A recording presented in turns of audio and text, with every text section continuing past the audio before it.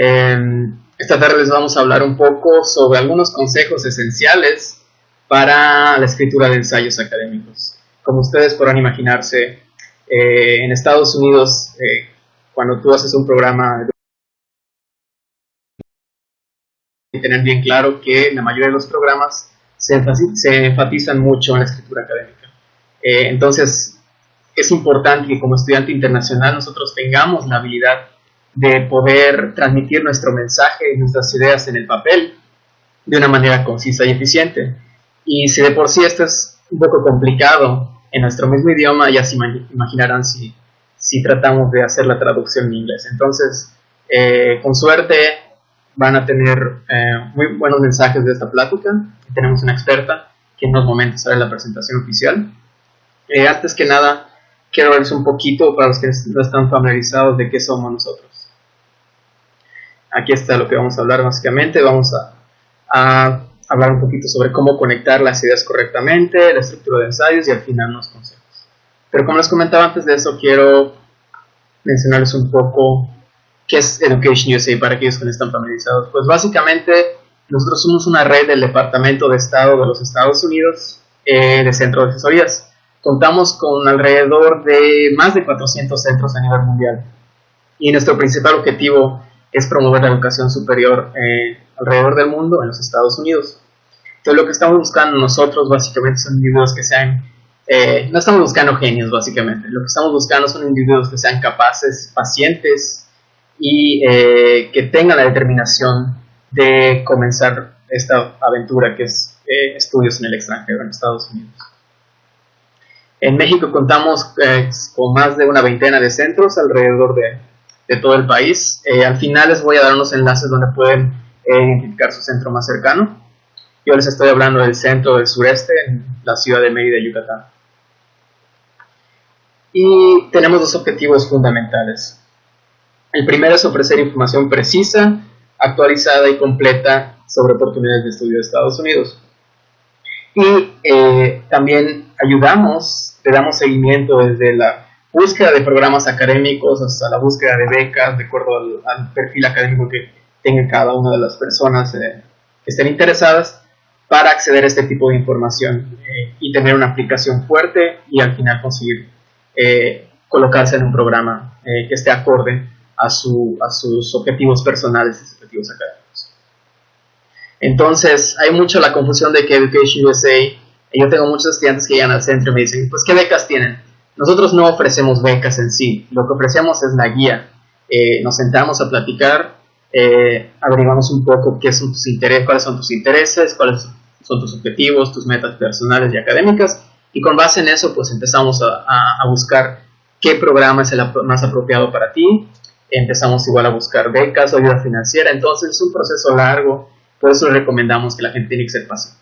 Al final de cuentas, lo que tenemos que buscar es la opción ideal para ti, para cada persona, de acuerdo a la historia y al perfil académico que tenga.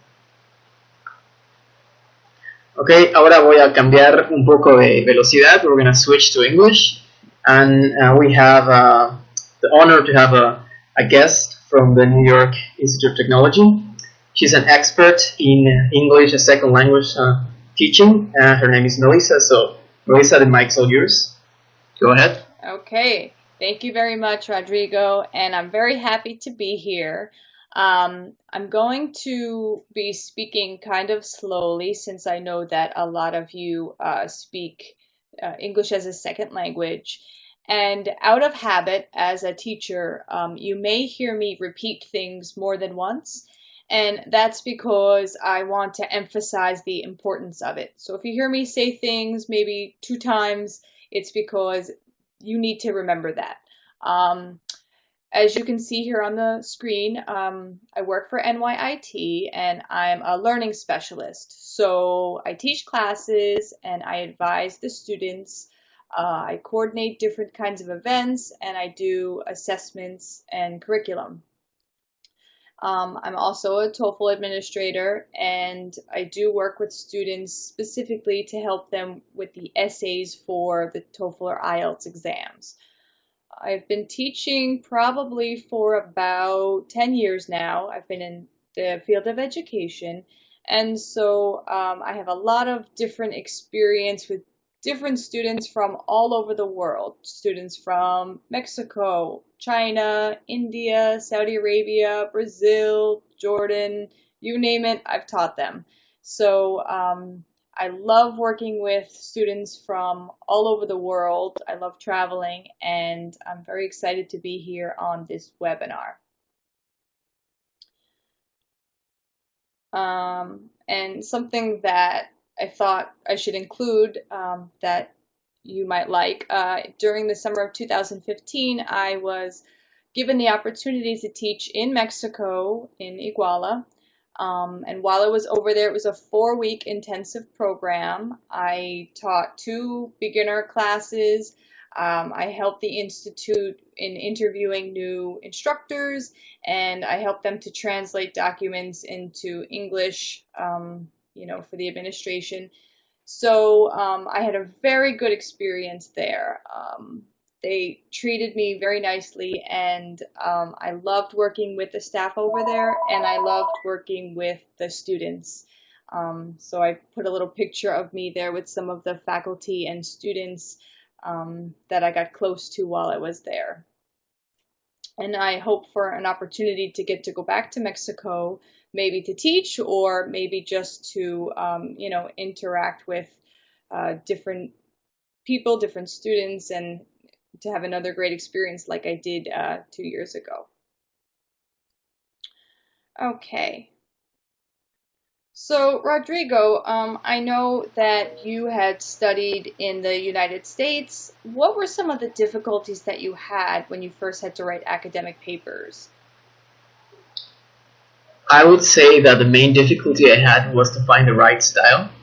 When I first moved there, I believed that I was a proficient writer. At least in Spanish, I believe I was a good writer. But no, surprise, when I moved to the States and made a transition to start writing academically in anthropology, I realized that I was not very efficient and my ideas were not cohesive. Something was missing in translation. And what I did is I started reading a lot more, trying to adjust to the academic setting, to the academic language of the school, of my advisor. So I think that in order for you to be a good writer, you first have to be a good reader. That's essential. And of course, I had the classic problems like false cognates, words that are similar in Spanish and English, but they don't necessarily mean the same thing. But yeah, I had many difficulties when I first moved there, and I was surprised because I was so full of myself. I thought, oh yeah, I'm a good writer, but no, I wasn't. I was really bad, and that's normal. It's a normal transition, and I think that Yes. happens to all international students. Yeah, I think the writing style here for papers and essays is very specific, and professors look for that pattern. And so if you don't have that pattern, then they might tell you, go to the writing center, get your paper edited, get some help with the grammar. They want it to be structured and look a certain way. So most colleges have some kind of, maybe the English department has a writing center of some sorts. But when you're taking a standardized test, or whether you're writing a paper for college, we still have a certain structure that Americans are taught to follow. And so, I think it's a good idea for me to go through some of that structure and some of the grammar today to help anyone watching to avoid making these mistakes and to improve their writing.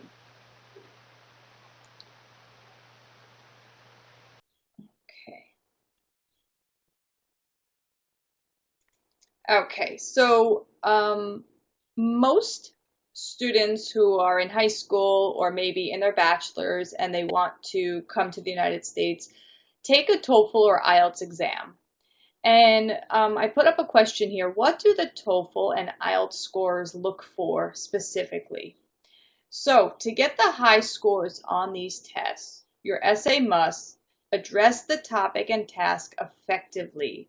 So you have to stay on target and write about that specific topic. And if you start to go in a different direction, your points might be lowered on your score. You have to be well organized and developed, using clear explanations, examples, and details. And I'm going to give you essay example in the upcoming slides.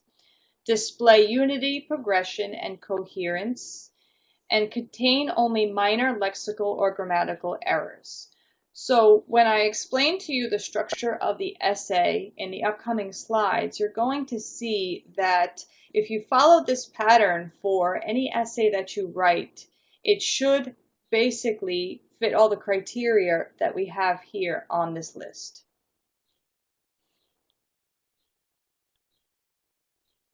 Okay, so one thing that's important and one thing that they look for is that you are able to connect your ideas correctly. So we're going to take a look at using conjunctions and transitions. And I picked this because this is something that many students do incorrectly, and they honestly don't realize that they're doing it incorrectly. So, you know, once you look at the sentences that I'm going to be putting up, you're probably going to say to yourself, oh, I do that. And maybe now, after seeing that, you'll be able to fix it because you'll know it's not correct and you'll know how to fix it. Okay, first things first. You can't just break up sentences with commas. What do I mean by that? Well, take a look at the example that I have there in red. Cloning has always attracted people's attention. Some people are against cloning. They believe cloning will affect people's development, and it goes into social ethics. Some people support cloning. They say cloning will help the biological research. Okay. All of that there is clumped together, and that's not correct because you have sentences that are really separate ideas. They're separate, they're dependent on themselves. So you cannot have all these things clumped together like that. Why do students do this? Well, they think that comma is separating the sentences. So what you need to do is to break these up into smaller sentences or connect them correctly. Okay, so what you see there on the screen in red is not correct. And if you're doing that, then you need to really pay attention and focus on what I'm going to put up next. Okay, so conjunctions.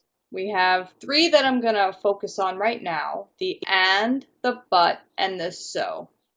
And so if we look at what I had put up as an example, the and. To avoid obesity, people need to exercise regularly, comma, and they should follow a healthy diet. Okay? Why am I emphasizing the comma here? Well, because to avoid obesity, people need to exercise regularly. That is a sentence by itself. So I could even put period there, and that would be a complete sentence, and it could be maintained on its own. They should follow a healthy diet is also a sentence by itself. So, how do I connect these two ideas? I want to add information to the first sentence. I put comma and then I put my and that would be the correct way, the correct grammar to use the and I'm connecting these two sentences together. Same thing with the but and same thing with the so. So let's take a look at the but. Taking an online college class is very convenient, but it requires a lot of independent studying. So just like the sentence above, I have a full sentence for the first part, I have a full sentence for the second part, and I put my comma and my but in there to connect those. And again, the same thing with the so. Many companies want to attract customers, so they create many different types of advertisements such as commercials and billboards. Okay, this is a demonstration of how you should be using these conjunctions. And if you do it any other way, if you don't put the comma, for example, then it would be incorrect. So when you take TOEFL or IELTS or any time you're writing an essay, keep that in mind that this is the correct way to use those conjunctions.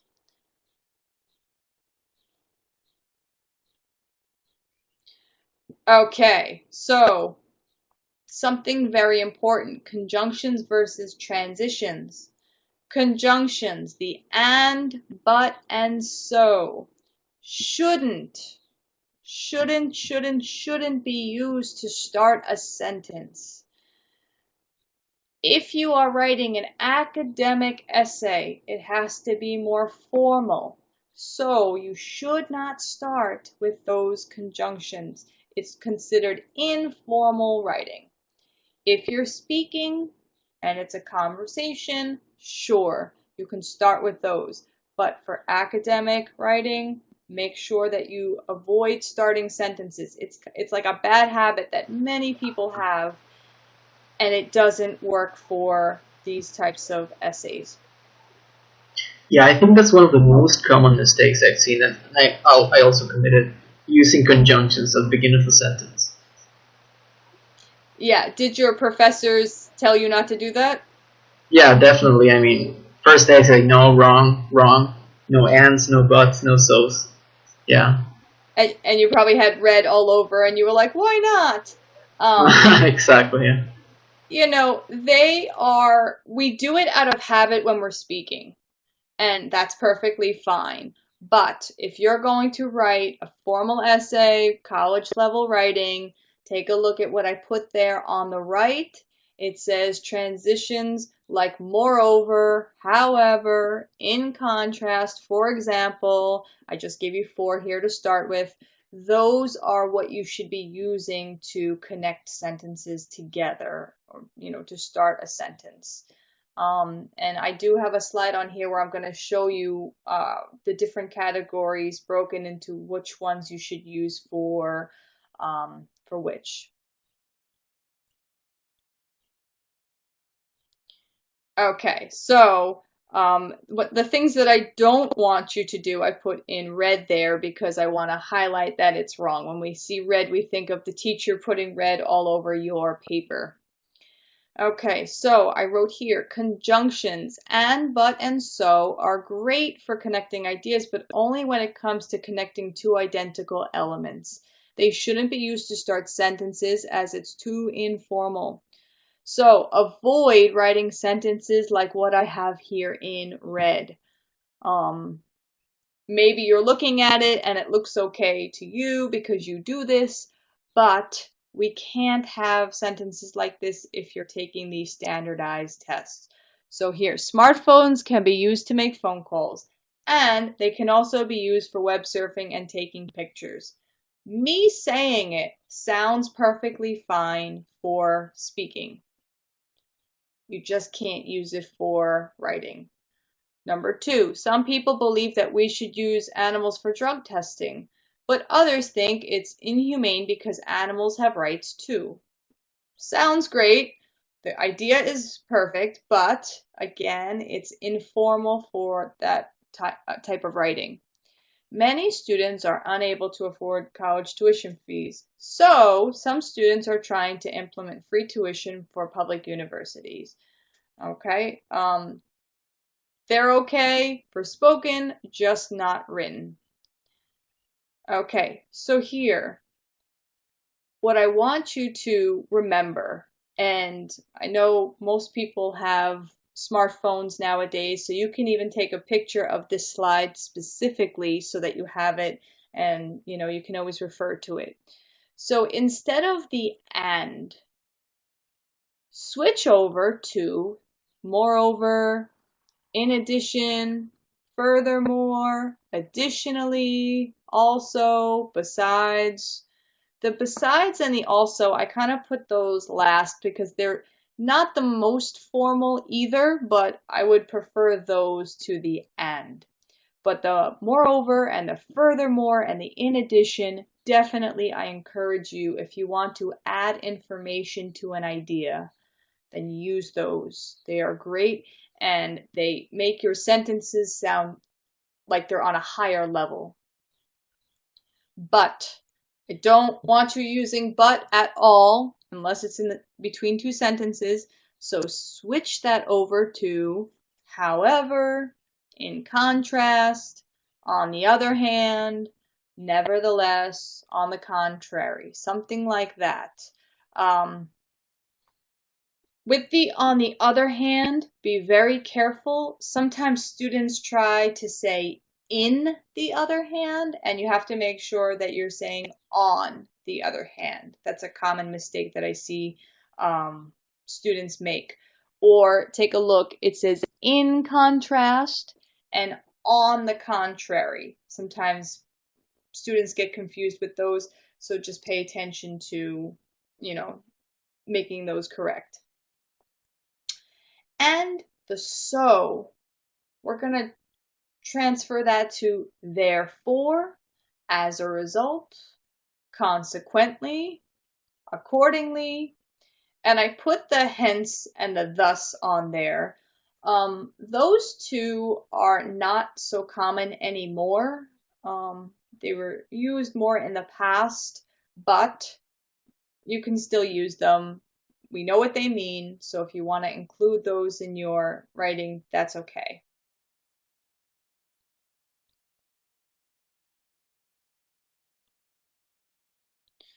Okay, so here we have the first sentence, and what did I do? I showed you don't do this, and I put in black here. This is how I would prefer the sentence to see. Smartphones can be used to make phone calls. Moreover, they can also be used for web surfing and taking pictures. So that moreover makes the sentence look more advanced, and it's transitioned properly. The second one, some people believe that we should use animals for drug testing. However, others think it's inhumane because animals have rights too. So there, I just switched out that but and I put the however into my sentence. And the third one, many students are unable to afford college tuition fees. Therefore, some students are trying to implement free tuition for public universities. So, what you see in red, try to avoid doing that. If you have that habit, try to get out of that habit and use what I put on this slide instead of what you were doing before, if you were doing that. But a lot of students do, so that's why I figured it was good to mention. Okay, so Rodrigo, looking at these sentences that I put up there, what do you think? Do you think it's easy to change from the bad habit of doing the and, but, and so, and just changing that one word for something else? Yeah, absolutely. I think the previous slide is it's like a Bible. I wish I had that when I started my master's degree there, because it makes a lot of sense. It's very easy to just take a little bit of time to look outwards of the whole idea, and then it's easy to detect those keywords that you can easily switch. Definitely. Yeah. When you're writing for any kind of standardized tests, a lot of people want to impress the person who's going to read their essay, and obviously just swapping out some of these conjunctions for transition words or phrases makes your writing look like it's on a higher level. It's more impressive, and even when I read it, you can hear how the moreover or the however or the therefore sounds, as opposed to using and, but, or so, right? You can hear it in the way it's spoken. Yeah, definitely. Those are really important words that one has to consider from now on. Yeah, so that's why I said everyone has a smartphone. They can take a picture of that slide and then they have it and can always refer to it, in the future. Would you say that this is also a common mistake among native speakers? Yeah, I think that native speakers definitely do it too. I think part of the reason is because of texting, that we've all kind of become so accustomed to informally texting each other with informal writing that sometimes the texting language is transferring into their academic writing. So really, I mean, I guess most people should keep those things in mind, that they shouldn't be starting the sentences with the and, but, or so. Native speakers, the problem is that they're writing the way they speak, and I guess we can all be accused of that. But when you guys take TOEFL or IELTS, they're looking for these things specifically, right? So you want to make sure that you're not making those mistakes, and easy things to fix. Definitely very easy. Yeah, so for those of you that are taking the TOEFL, take some notes because Melissa is an official TOEFL administrator. So there you go. Yes. Okay. All right. So, something else that I see all the time and in my years of teaching is, how do we make this bigger? Rodrigo, how do we make that full screen?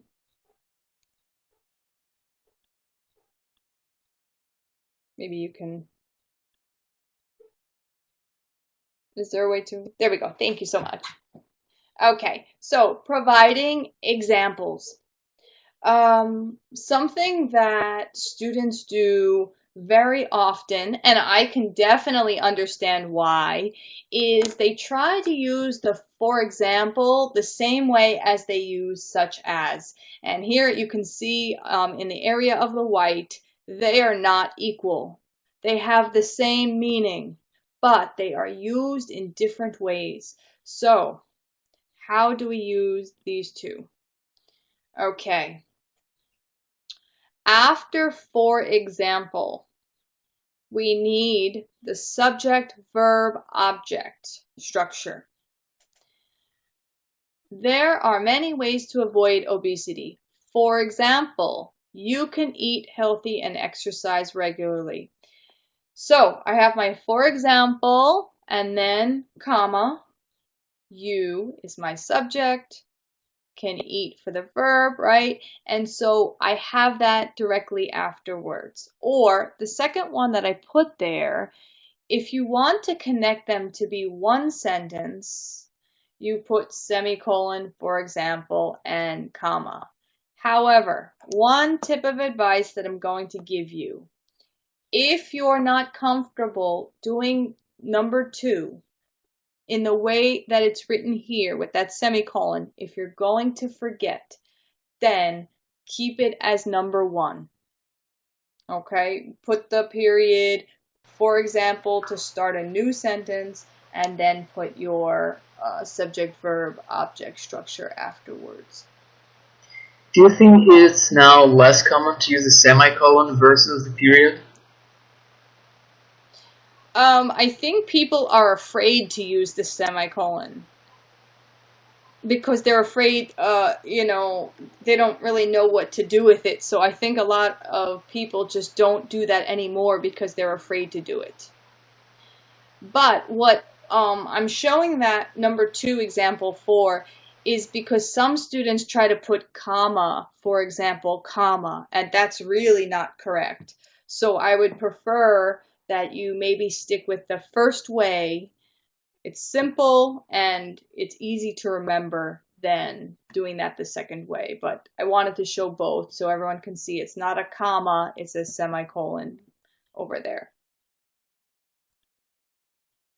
Okay, the such as, you're using that to put a series of examples. So citrus fruits such as oranges and grapefruits are high in vitamin C. I have my such as, and now I can put my nouns, oranges and grapefruits there.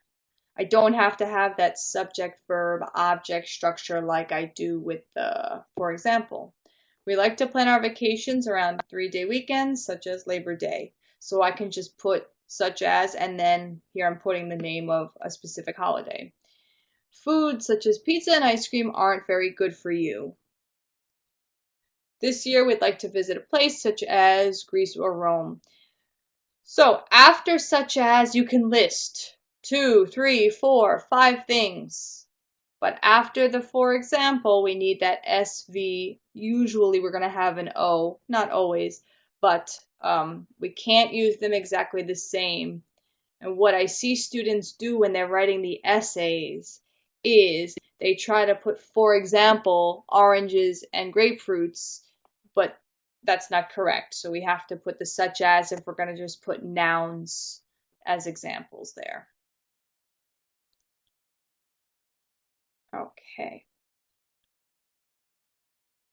Okay, next let's go over the basic structure of any academic essay.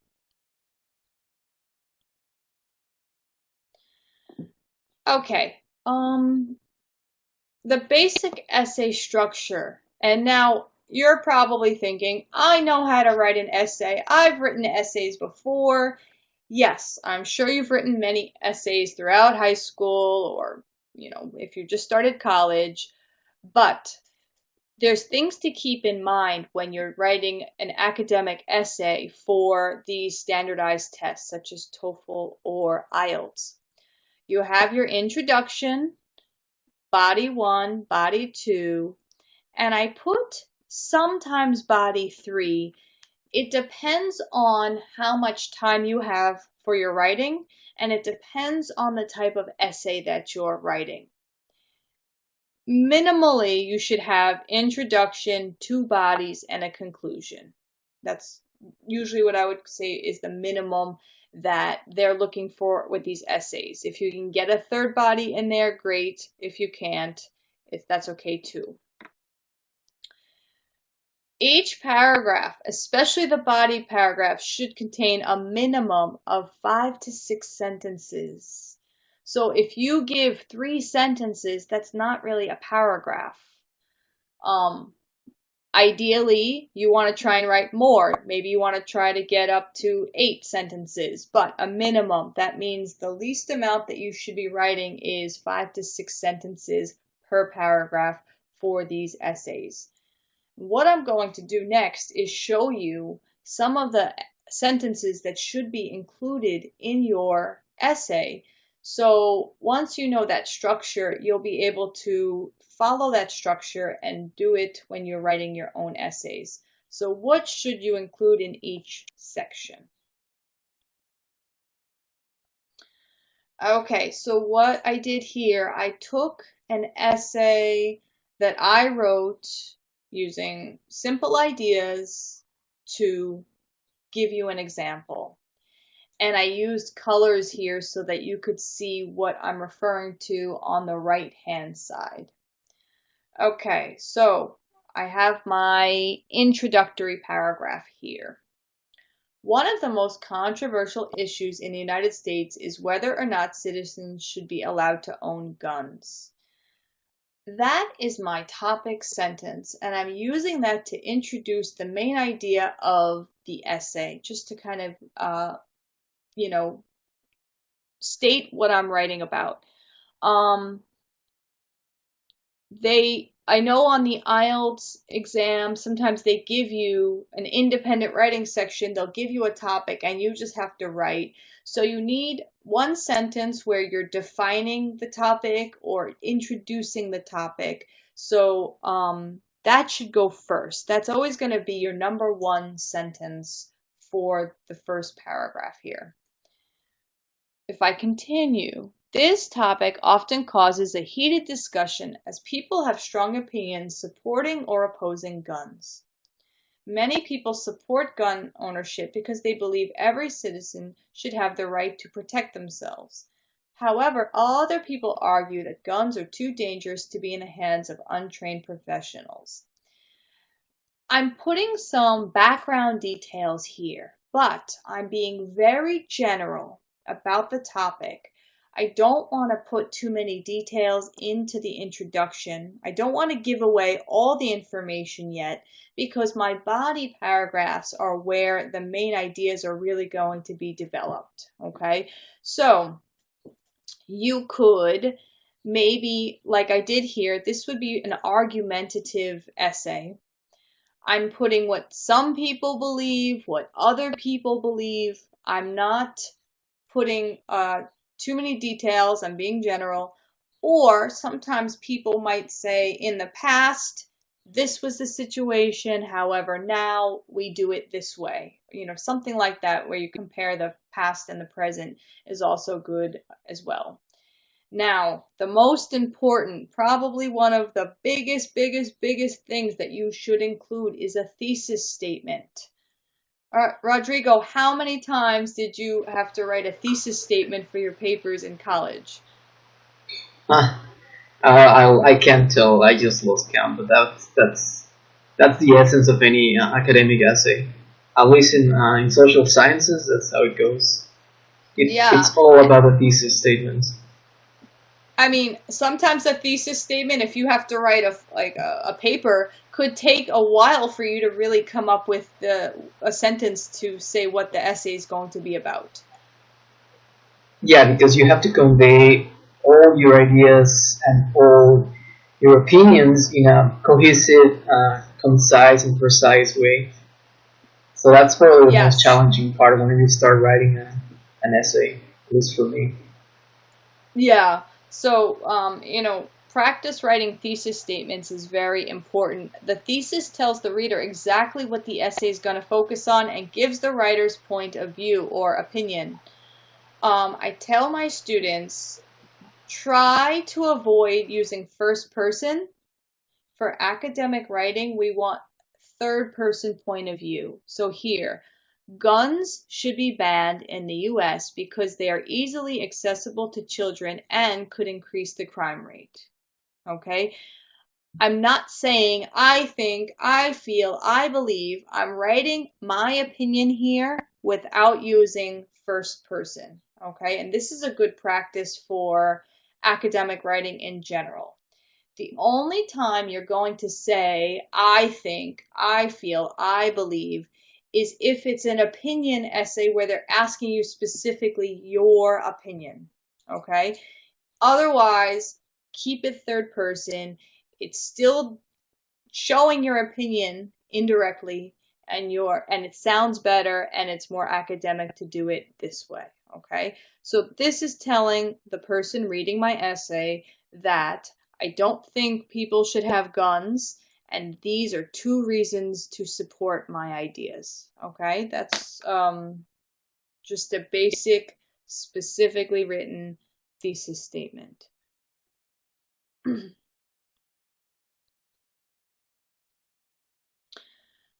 Okay, the body paragraphs should have a topic sentence as well. In the United States, when somebody writes an essay, it's kind of redundant a little bit, but even though I talked about in the introduction what my essay was going to be about, you also now have to introduce what the paragraph is going to focus on. So it's just part of the pattern that we have here to do it that way. The first reason why people shouldn't be able to own guns is that children can get their hands on the guns and accidentally hurt themselves or someone else. Okay, so there's my topic sentence. I'm giving the first reason why. Now, I guess you could say that's blue or purple part here, is giving supporting details. The scorers, the people who are scoring your standardized test, look to see that you are able to fully explain and support your ideas. Okay, so for each main point, you want to have 1 to 2 examples to support them, okay? First of all, parents don't always hide their guns in a well-hidden place that is out of reach of their children. If children accidentally find their parents' guns, the results could be disastrous. For example, children may think that the gun is a toy and try to play with it as such. This could result in them shooting and killing someone simply because they don't know any better. So what I did here was I had my first reason, and now I explained that reason fully by giving some examples and an explanation, okay? You have to explain your ideas in order to get higher score on these standardized tests. Okay, so Rodrigo, if you were writing an essay about guns, what would be a reason you would give why people shouldn't have them? A reason why people shouldn't have guns. Yes. Well, besides the ones that you said, which on a personal level, I completely agree, by the way, but, uh, the implications of violence, human societies with easy access to weapons. It's been proven that there is a correlation with the levels of violence in local and regional communities. And I guess it's related to what you also argue. Okay, so as you could see, if Rodrigo were writing the essay, his essay would be different from mine because the way that he's thinking or his reasons are going to be different, right? So when you're writing, it doesn't matter what your opinion is, it doesn't matter what you think, as long as you can explain and give examples and support your ideas, that's what they're looking for. Even if the person reading your essay disagrees with you, maybe they think, I don't agree with her, I think people should have guns. They're not reading the essay like that. They're looking at the structure, what you wrote, and how you support your ideas, okay? So they're not going to give you a low score because they disagree with you. They're just going to look at how you structure your essay. And everyone's ideas and opinions are different, but they want to know that you can support your ideas and support yourself with examples, okay? So I figure for every main point, you should have 1 to 2 examples of support. And that would be like a general rule. Okay. This is a body paragraph that would probably be a part of my body 3, where you're acknowledging that other people have a different opinion from you, okay? So depending on the type of essay, you may have to give the opposing view. So here I have it in red. On the other hand, some hold the opinion that people should have the right to own a gun for their protection and safety. They feel that if someone breaks into your home, you should be able to defend yourself against the intruder. Also, in the event that you are attacked by a wild animal, such as a wolf, bear, or lion, you can use a gun to kill the animal before it kills you. This is what other people think. It's not necessarily reflecting my opinion. You kind of have to think with 2 minds in this way. Even if you don't agree, what are other people thinking? Okay, I wrote what they think. However, you see where I have that however and it starts the blue. It is important to keep in mind that many people don't know how to use a gun properly. They could potentially hurt themselves when trying to use a gun for the first time if they are not well trained. Also, a gun that has not been loaded correctly could misfire or explode. So, I'm now going back to defending my original idea, that is, I don't think people should have guns. I'm not saying they're wrong directly, but I'm saying that I don't agree with them in the way that I'm putting my explanation there.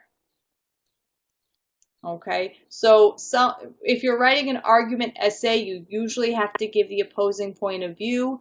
If you're writing a different type of essay, like a cause and effect or compare and contrast, you're not going to have to do this. But I know on these exams they often give you some kind of topic to argue. So that's why I figured it was important to show you like this, what it would look like for a paragraph where you're showing the other point of view.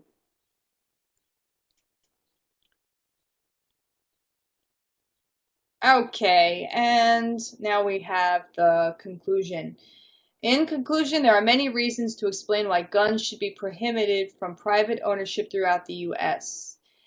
What I did there was restate my thesis in a way where I'm not using the same words, but I'm giving that main idea again. As indicated above, guns can cause for an increase in the crime rate. Also, children can accidentally obtain the guns and hurt themselves or someone around them. So all of those were said in the essay, but I'm using different words to say the same thing. While many people support gun ownership, it is evident that there are more negative effects than positive ones. And now, if you have time, I know when you take these tests you don't have too much time, but if you do have the time now, maybe you want to put your opinion, you can give you an idea, make a prediction, give advice, become reflective, something like that. If you have a few extra minutes to write your essay. Rodrigo, I don't know if you had this experience, but when you write in college, they tell you, you can put your opinion at the end. I don't think many professors even read the opinion that you write. Yeah, most people skip that section. They're just interested in your data, your arguments, and then how do you summarize your thesis. And your opinion is optional in most cases, at least in anthropology. That's how it is. Yeah, I think most professors, you might have put like half a page of your opinion, but they might just kind of not look at that or kind of skip over it because they're more interested in the data and the facts, right? Yeah. Okay. All right, finally, here are some useful tips to keep in mind. I'm going to tell you to kiss. And kiss here meaning keep it simple, silly. So now you can say, Melissa from New York told me to kiss. Don't try to create the most complex sentences to impress the people who are scoring the essay. I don't know if you've ever done that, Rodrigo, but trying to make this big sentence that has so much complexity to it, and then the teacher tells you it's wrong. Oh yeah, definitely. That was one of my main mistakes when I started. Yeah, because you have all these ideas and you're trying to put them all together and you want to make it sound so, on a higher level of language. What happens is usually they're more likely to contain grammatical errors. So, use short, simple sentences. I know you don't like that idea, but as you get better with the grammar and as your writing improves, your sentences will naturally and organically become more complex. But if you're writing for one of these exams, these TOEFL or IELTS exams or anything like that, keep it simple. That's one of the best ideas that I can give to you. Trying to impress the scorers is going to cause more grammatical errors, is going to give you a lower score.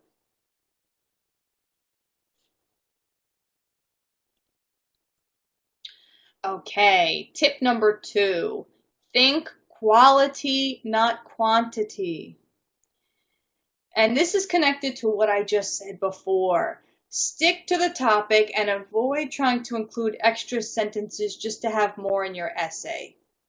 Because you wind up having all these ideas, maybe they're not even connected to the topic, or you're just trying to add anything in there. It doesn't make sense sometimes. So focus on the quality, the thesis statement, the explanations, the examples. Focus on giving things of quality for those parts, okay? Rather than just trying to add so many sentences to make a longer essay. Because what happens when you try to put quantity instead of quality, then you're going to result in a poor essay. It's not going to be concise. It's not going to have unity. It's going to be all over the place. Okay, if you can, and I know it's difficult when you have a short amount of time to write an essay, but try to leave 2 to 3 minutes at the end of the exam to proofread what you've written. As a teacher, sometimes my students, and I can always tell, they write their essay, they come up to the room, they hand me the paper, and they didn't even look at it a second time. And if they had even just read it one time, they probably would have seen some of their mistakes that they could have quickly fixed before giving it to me. So you have to get in the habit of proofreading, which means reading over and fixing what you've written. And so I say 2 to 3 minutes. I know that's not a lot of time, but if you can fix maybe 4 or 5 mistakes before submitting the essay, then that's going to be better for you.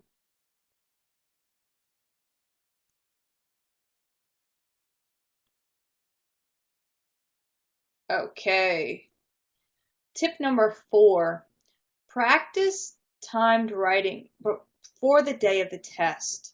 So I know that they have a lot of resources online where you can get some of the writing prompts, and you can practice writing these types of essays. Maybe you have an English teacher who can, look over your essay for you. Even if you don't, what do I mean by timed writing? Well, let's say you're taking a test and you know that they give you 25 minutes to write an essay, for example. And you need to really practice what it's like to write an essay in 25 minutes. Because maybe when you take English classes in school, the teacher lets you write the essay at home, for example. So you're used to having unlimited time to write your essay. It's very different when there's pressure on you to write an essay in 25 minutes. Because you need to think of all your ideas, write your intro, write your bodies, write your conclusions, and there's high pressure on you. So I think practice makes perfect. And so even if, let's say, you're taking one of these tests in a few months, maybe, once or twice a week, just set a timer. Everyone's cell phones have a timer, and set it for the amount of time that that test would give you. Practice writing a quick outline or brainstorm, and then write that essay. Okay, and then see if somebody can maybe look it over for you.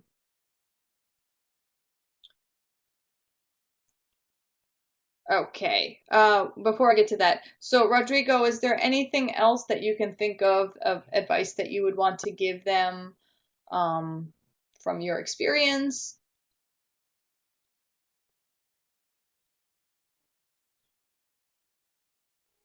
Or to add to any of the things that I had put as tips?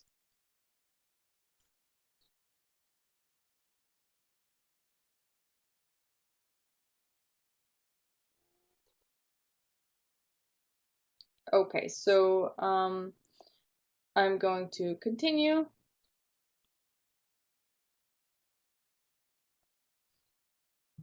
All right, so I'm going to just talk a little bit about NYIT since I'm representing them. NYIT, a dynamic, highly ranked, and accredited non-for-profit university. It is committed to educating the next generation of leaders and to inspiring innovation and advancing entrepreneurship. 10,000 students representing 50 states and 100 countries at campuses around the world. I'm going to talk about that in one of the next slides coming up. And obviously, as you can see by its name, NYIT, students become engaged, technology-savvy physicians, architects, scientists, engineers, business leaders, digital artists, healthcare professionals, and more. So because of its name, you can see there's a very heavy emphasis on technology use. And, we do have some of the leading technology, and students are able to learn that within the field that they're studying. So,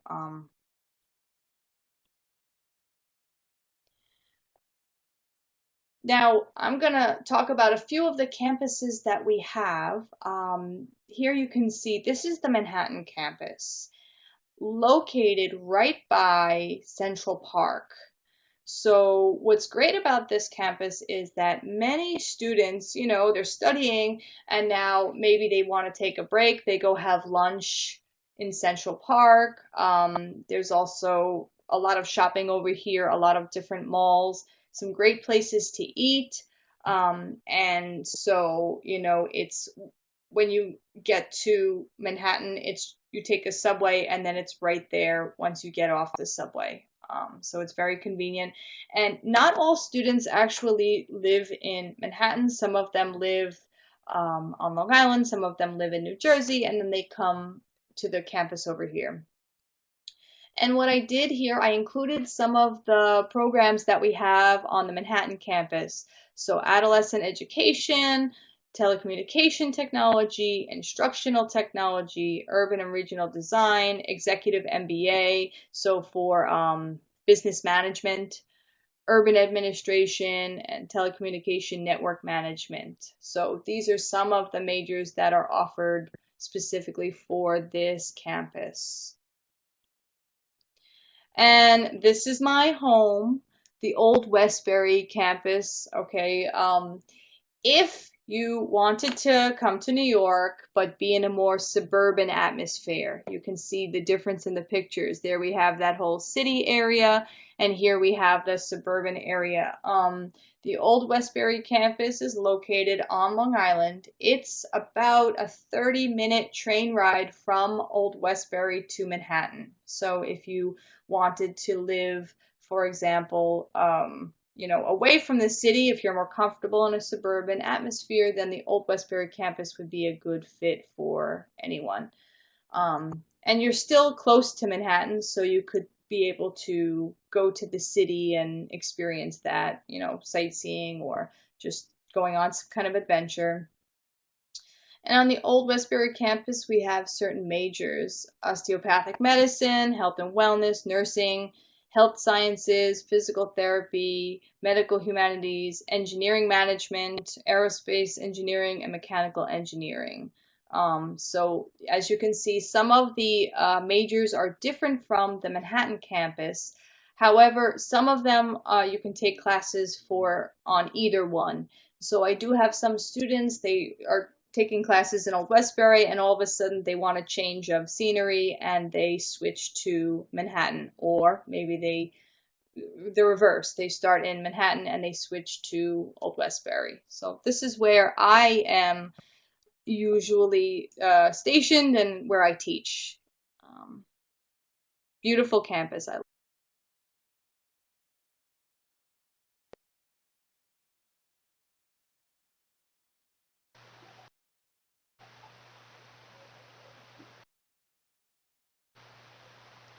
Rodrigo, are you there?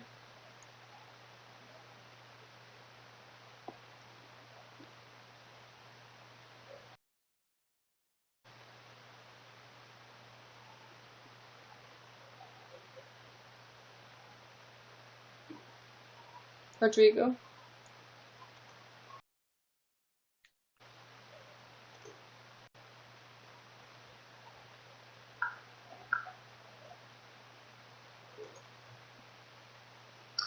Hello, can you hear me? Yes, okay, there you are. I guess your internet is going in and out.